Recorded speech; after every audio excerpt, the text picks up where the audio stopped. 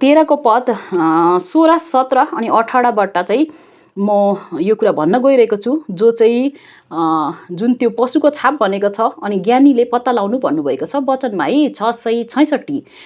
पहिला 16मा के छ भने त्यसले चाहिँ साना ठुला गरिब दुवैलाई हैन कमाराहरूलाई चाहिँ हात र निधारमा छाप लाउँछ भनेको छ हैन। अनि त्यो छाप नभई कसैले चाहिँ व्यापार गर्न पाइँदैन भनेको छ 16मा। अनि 17मा के भनेछ भने त्यो छाप नै त्यो पशुको नाउँ हो भनेको छ है त। अनि त्यो पशुको संख्या पनि हो भनेको छ है, तपाईले बुझ्नुस्। अनि 18मा के भनेछ, बुद्धिमान यसैमा छ जसको समझ छ त्यसले त्यो पशुको संख्या जोडोस्, किनकि त्यो कुनै मानिसको संख्या हो र संख्या चाहिँ 666 हो। अब यो 666 लाई हामी बुझ्नु पर्ने चाहिँ हुन्छ, त्यो बुझ्नलाई हामी चाहिँ एकैचोटी है त, किनभने यी यस्ता कुराहरू बुझ्नलाई तपाईले उत्तर संसारको कुरालाई खोज्ने होइन, बाइबलले चाहिँ बाइबललाई नै इन्टरप्रेट गर्छ भन्छ, बाइबलले बाइबललाई नै व्याख्या गर्नुपर्छ। त्यसैकारण हामी उत्पत्तिको पुस्तक 1 मा जानेछौँ, जहाँ चाहिँ 6औं दिनमा परमेश्वरले के बनाउनु भएको छ है।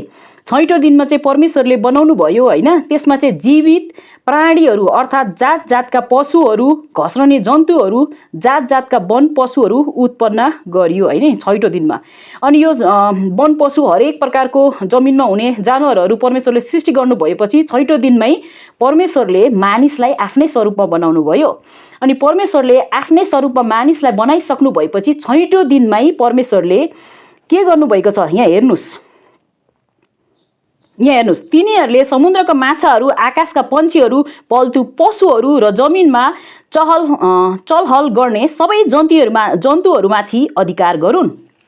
तपाईले बुझ्नुभयो, यो चाहिँ भनेको मानिसलाई परमेश्वरले सबै जानवरहरू, आकाशमा उड्ने पन्छी, माछाहरू, त्यो जति पनि परमेश्वरले पहिलादेखि सृष्टि गरेको थियो धरतीमा रहने चिजहरू, त्यसमाथि चाहिँ अधिकार दिनुभयो। यानी हामीले इङ्ग्लिसमा यसलाई भन्छ डोमिनियन है। परमेश्वरले हामीलाई चाहिँ त्यो डोमिनियन गर्नलाई दिनुभएको। अनि शैतानले 6 कारा ती कुरा हामीबाट खोस्यौँ, हामी जान्दछौँ।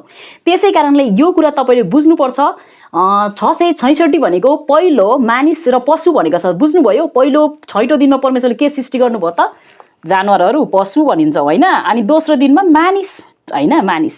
त्यसपछि तेस्रो 6औं दिनमै थियो, के थियो त, परमेश्वरले मानिसलाई डोमिनियन दिनुभयो, अधिकार, यानी तपाईले राज गर्ने हैन। सो दुष्टले अब प्रकाश वाक्यमा के गर्छ त, हेर्नुस् है, दुष्टले के गर्छ भन्ने यस प्रकार छ। म फेरि त्यही प्रकाशको 13 को 15 पढिदिन्छु।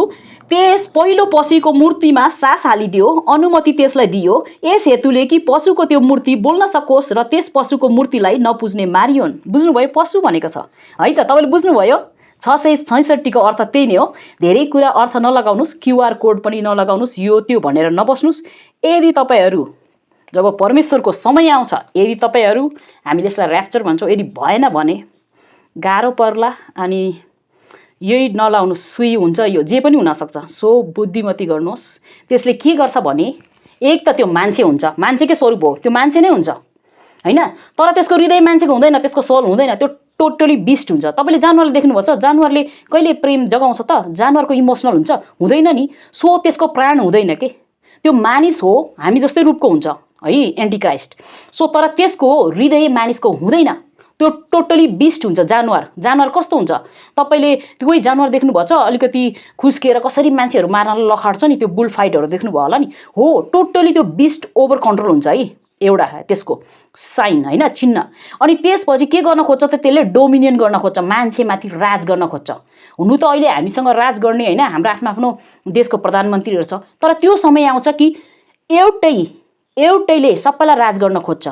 अब त्यो माध्यमहरू धेरै हुन सक्छ, इन्टरनेट यहाँले कब्जा गर्न सक्छ हैन, जे पनि गर्न सक्छ। यिनीहरूले क्यूआर कोड युज गर्न सक्छ तपाईलाई, अथवा लिटरली तपाईको निधारमा छाप र हातमा छाप पनि लाउन सक्छ, अथवा एलन मस्कले बनाए जस्तो चिपहरू पनि हुन सक्छ।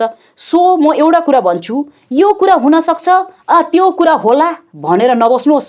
यदि तपाई त्यस्तो गर्नुहुन्छ भने तपाई फस्नुहुन्छ। त्यसै कारणले म अहिले नै भन्छु तपाईहरुलाई, परमेश्वरको जनहरू, तपाई अहिलेदेखि नै तयारी अवस्थामा रहनुस्। परमेश्वरको इच्छा त्यही नै हो, तपाईले धार्मिक जीवन, पवित्र जीवन र येशू ख्रीष्टको सत्यतामा हिँड्नुस् र तपाई ज्योतिको सन्तान भएर हिँड्नुस् र अरूहरूलाई, तपाई ज्योति भएपछि तपाईको वरिपरि सबै बत्ती बल्छ, बुझ्नुभयो। र तपाईको वरिपरि अन्धकार हुँदैन। सो तिनीहरूलाई पनि उज्यालोमा तान्नुस्। तपाईले आत्मा बचाउने काम गर्नुस्। तपाई इभेन्जलिस्ट हुनु पर्दैन।